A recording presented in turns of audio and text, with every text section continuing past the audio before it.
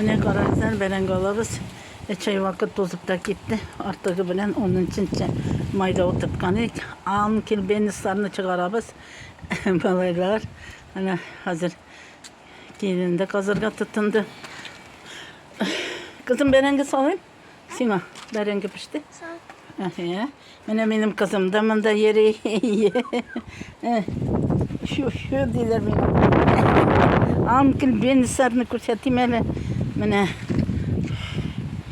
bu yılında yılına karab üselere kırıl berengelerde ne olsa alsak da alay nitmedi yülünün ortasından ok kırıp düştü sabakları da.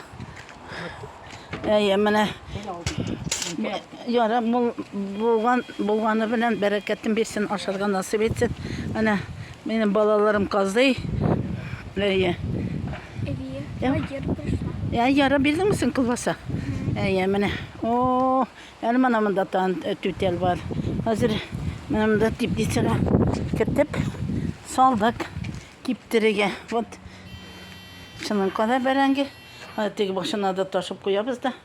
Bunda kiptirip onları salabız. Çelikleri yok da yoğun. Ezgin çeri başağını. Alayda bu yıl bunda kiptirge bulduk. Gel su buldu. Yarayı paka. Aşırı nasıl bitsin? Barımız kadar temnep.